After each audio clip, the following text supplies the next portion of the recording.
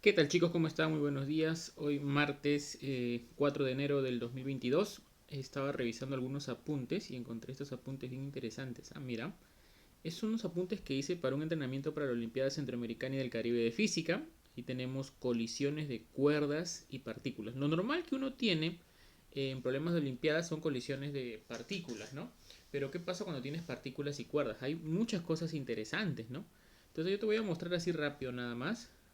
Mira, hablamos de un coeficiente de restitución. Tienes una cuerda, acá tienes una cuerda y dos bloques. ¿Cómo se resuelven estos problemas? Justo hoy voy a resolver este problema, el problema número 15 que está ahí en este video. Yo solo te voy a mostrar primero todo, ¿correcto? Y luego te muestro. Ahí está. Mira, lo voy a resolver ahora. Este de acá este es un clásico, está en el libro del Serway, pero en la versión en la cual la pelota pequeña está arriba de la pelota grande, ¿correcto? Entonces cuando se suelta cae y ¡pum! Sale disparado. Hay un video en YouTube del profesor Walter Lewin donde hace este experimento, pero ojo, como te digo, la pelota justo arriba de la otra, ¿correcto? En una clase del MIT, lo puedes revisar. También lo resuelvo aquí. Como te digo, esto no te lo voy a mostrar por ahora, ¿correcto? Luego tenemos más problemas interesantes. En verdad son problemas bien bonitos que hicimos. Este también es un clásico. Y acá tenemos, por ejemplo, de colisiones con poleas. También. Mira, colisiones, cuerdas. De cantidad de movimiento, conservación de cantidad de movimiento, como acá lo ven, a lo largo de un eje que está doblado, o sea, a lo largo de la cuerda. Y eso tiene que ver con impulso. Es una técnica, eso es problem solving, chicos. Eso de ahí es problem solving. Eso no está en los libros de física general, te lo repito nuevamente. Bueno, este es problem solving. Y luego tienes esto de acá. Y bueno, y ahí tienes más problemitas, ¿no? Entonces yo voy a resolver, o yo voy a mostrarte la resolución de un problema que yo he hecho, que es este problema de acá. El problema número 15. Este de acá. Este de acá. Acá dice el enunciado. Vamos a leerlo. Yo desaparezco un ratito. Dice tres partículas puntuales A, B y C. Ahí están, A, B y C. Correcto. Están unidas por cuerdas. B y C por cuerda y A y B por una cuerda. Las masas de las partículas son respectivamente la masa de 1, 1 kilogramo, la masa de 2, 1 kilogramo y la masa de 3, 2 kilogramos. Están conectados por cuerdas inextensibles idénticas y están colocadas sobre un piso horizontal liso, es decir, estamos viendo desde arriba, o sea, la gravedad está entrando en la pantalla, ¿correcto? Luego dice, un ratito, ahí está.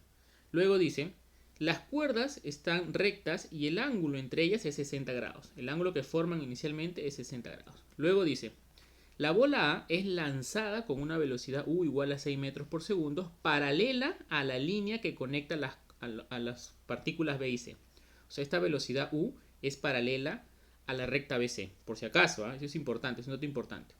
¿Con qué velocidad debería la bola C iniciar su movimiento? Esa es la pregunta. ¿Con qué velocidad debe iniciar la bola C su movimiento? Esa es la pregunta que te hace. ¿Correcto? Entonces, ¿qué tenemos? Tenemos tres partículas A, B y C. De A y B, 1 kilogramo y la masa de C, 2 kilogramos. Ahora, otra. Eh, Están unidas por cuerdas inextensibles y de masa despreciable. Otra más. La partícula A es lanzada con una velocidad U que es paralela a la recta que une las partículas B y C. Y el ángulo θ que está ahí es un ángulo de 60 grados. Es lo que entendí. Sí, muy bien. Listo, entonces la pregunta es, ¿con qué velocidad inicia su movimiento la partícula C? Esta de acá, esta partícula de acá, ¿con qué velocidad inicia? Entonces vamos a revisar esto de acá. Primero, debemos darnos cuenta de lo siguiente. Al estar unidas las partículas B y C y A unidas por cuerdas, como lo ves ahí, B con C y B con A, y si tú lanzas la partícula A, ¿qué es lo que va a pasar? La cuerda ya no va a estar tensa, sino que va a estar suelta, va a estar relajada. Y entonces no hay ninguna tensión. ¿Correcto? Entonces, mientras A se esté moviendo con esa velocidad U, ¿correcto? Porque se va a mover siempre con la velocidad U porque no hay ninguna fuerza que altere esa cantidad de movimiento. ¿Correcto? Que alteres esa velocidad. Por ejemplo, el peso está entrando a la pantalla y aquí lo pongo, la gravedad está entrando a la pantalla. Segundo, no hay tensión, no hay rozamiento, entonces nada va a alterar esa velocidad. Y va a llegar un momento en el cual esta partícula se va a ubicar así, mira. Se va a ubicar de esa manera. Entonces, si tú te das cuenta, eso va a ocurrir cuando forma un ángulo θ nuevamente. ¿Por qué? Porque date cuenta que inicialmente esto formaba un ángulo θ y estaba así, recto. Aquí cuando esté recto, nuevamente va a formar el mismo ángulo teta que está ahí. ¿Lo ven? ¿Correcto? ¿Sí? Muy bien. Entonces, cuando pase eso, por simetría, ¿no? Entonces, cuando pase eso, van a ocurrir dos colisiones. ¿Cuáles son esas dos colisiones? La primera colisión es de la colisión de la partícula A y B. Y ahora tú dices, profe, pero yo tenía entendido que colisión es cuando dos partículas, ¿correcto? Cuando dos partículas colisionan. O sea, por ejemplo, cuando esta partícula colisiona con esta partícula, ¿no? Ya viene con una velocidad, y ya también tiene una velocidad, colisionan y luego de ahí cada una tiene su velocidad y se va cada uno con su respectiva velocidad. Ya, pero en el caso de cuerdas va a pasar lo mismo, porque miren, es como si tú tuvieras una partícula unida a otra partícula. Vamos a ponerlo así, mira.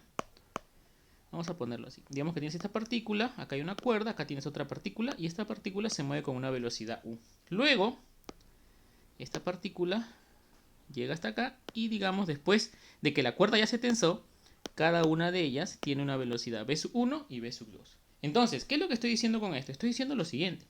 Lo que pasa es que cuando estas colisionan, colisión significa una interacción de corta duración, pero la fuerza que intercambian las partículas durante la colisión es muy grande.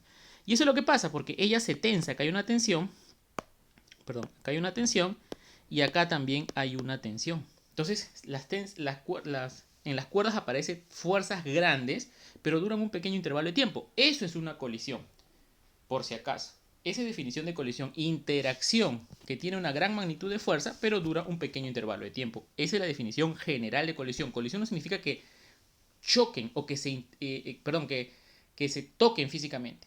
¿Correcto? Eso es una colisión. Bien, explicado eso, entonces yo agarro y digo, profesor, aquí en este caso lo que va a pasar cuando la partícula A llega a tener esa velocidad u y forma un ángulo teta nuevamente, va a aparecer aquí, le voy a cambiar esto porque ahí está más cómodo, aquí va a aparecer, vamos a elegir otro color, aquí va a aparecer, profe, una tensión, claro, y acá aparece otra tensión, claro, ahí está. ¿Verdad? No, profe, claro, porque la cuerda ya se va a tensar. A partir de ella se va a tensar. Antes de eso, que era esta condición de aquí, cuando parte desde este punto y llega a este punto de acá, no pasa nada. ¿Correcto? La partícula se mueve con velocidad u y la cuerda está relajada. Aquí la cuerda ya comienza a tensarse. Hay un intercambio de tensión. Es una tensión muy grande, es una fuerza de una magnitud muy grande, que es la tensión, y dura un pequeño intervalo de tiempo. Eso es una colisión. Entonces hay una primera colisión.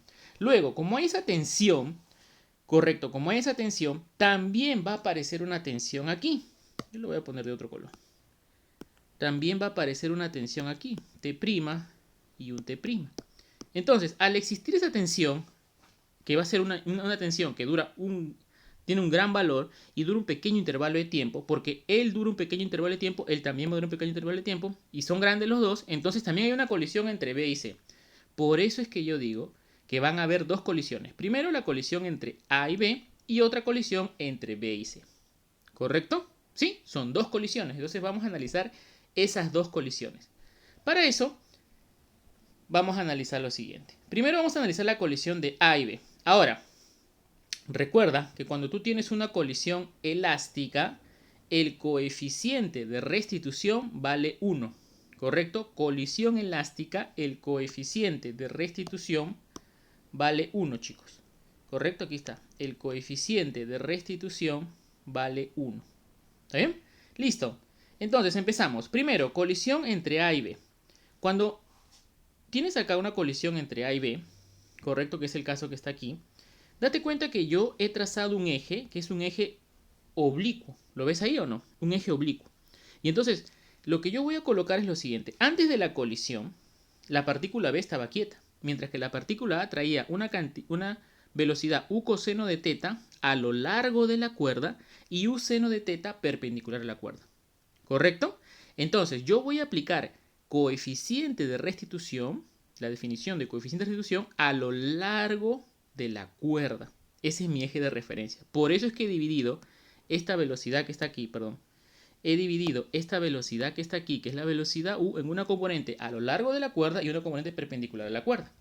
Entonces, luego voy a decir lo siguiente. Y tú razonas, ¿no? Profe, si él tiene una tensión T, es obvio que si él tiene velocidad cero, la velocidad resultante o final de la colisión de A y B, luego de la colisión de A y B, es que la velocidad va a salir a lo largo de la cuerda. Claro, porque la tensión está a lo largo de la cuerda. Entonces digo, después Mira, después de la colisión, la partícula A va a tener una velocidad v sub A.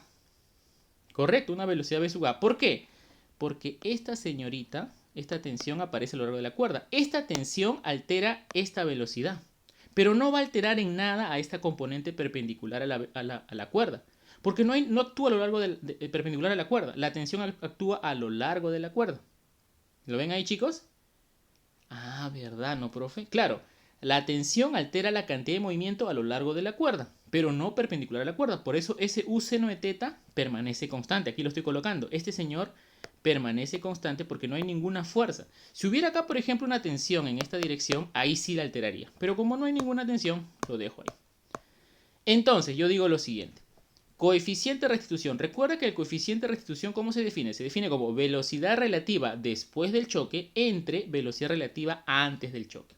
La velocidad relativa después del choque, como he dicho, él tiene velocidad v sub a y él tiene velocidad v sub b. Y v sub b a lo largo de la cuerda sería v sub a menos v sub b. Ahí está. Velocidad relativa después del choque. ¿Correcto? Esto es después del choque. Y velocidad relativa antes del choque sería u coseno de teta menos 0, porque la velocidad de b era 0. U coseno de teta menos 0. Ahí está.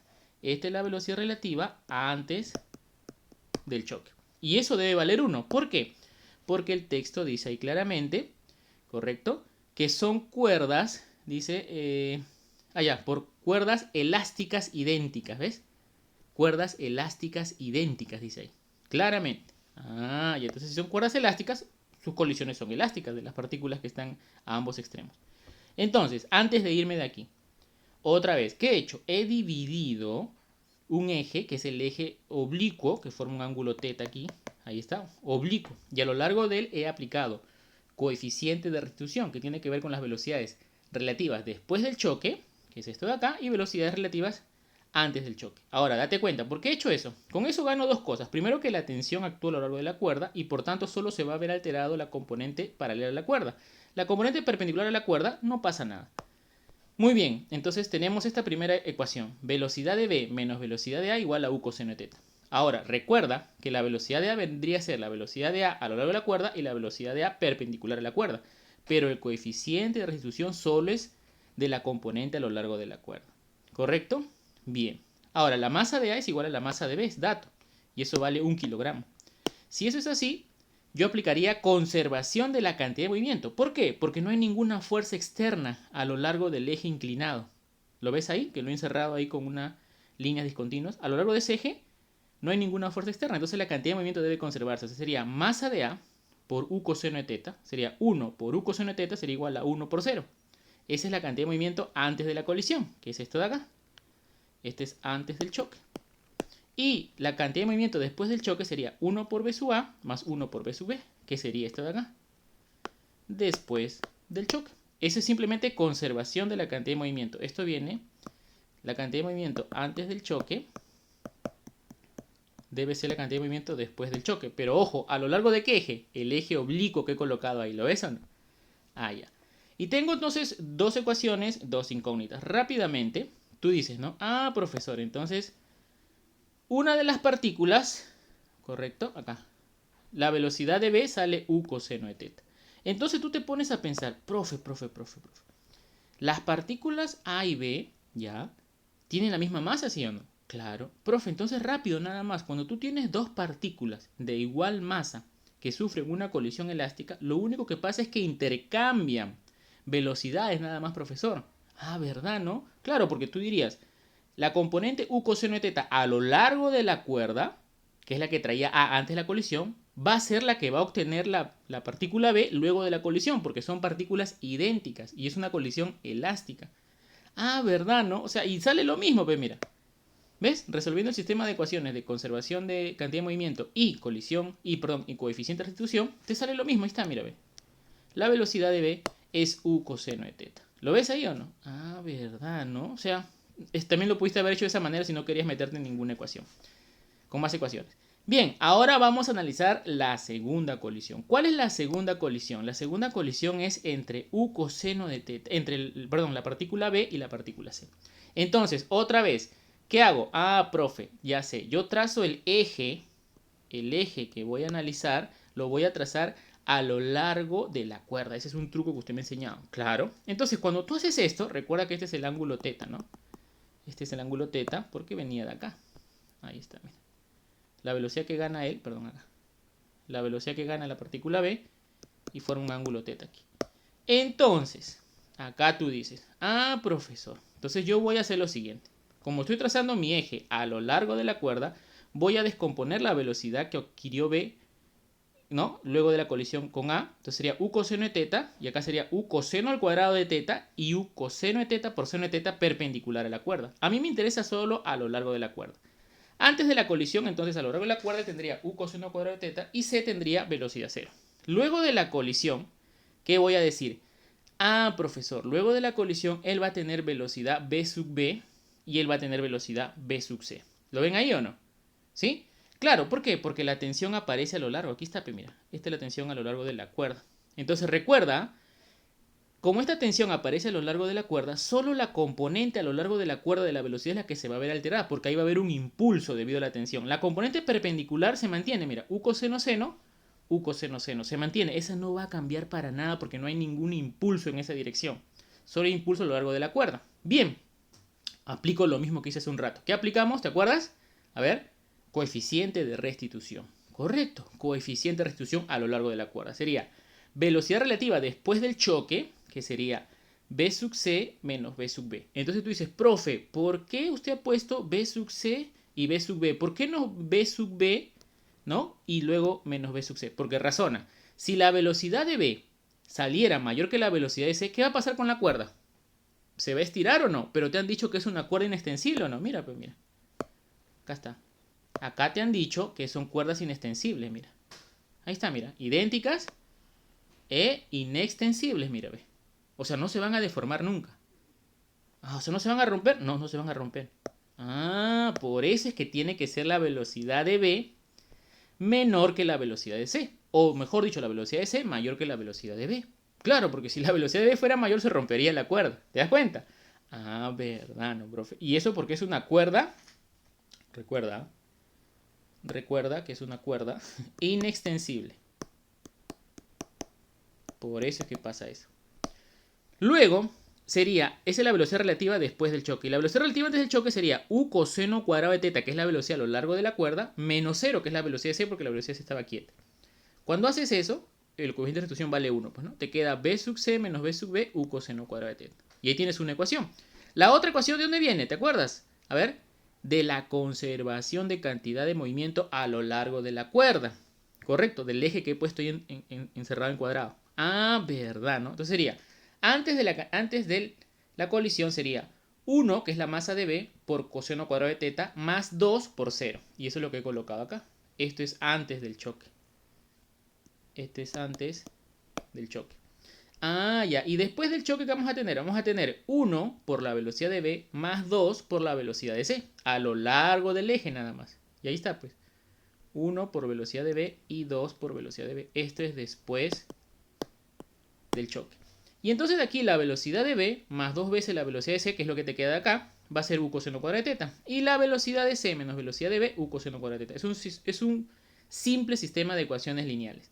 Bueno, sumas estos dos, sumas esta ecuación con esta ecuación de acá, las sumas, miembro a miembro, y te queda 3 veces la velocidad de C igual a 2 veces U cuadrado de C, 2U coseno cuadrado de teta. Y entonces BC sale 2/3 de U coseno cuadrado de teta. Y esa es la respuesta, pues, ¿no? Ahí está.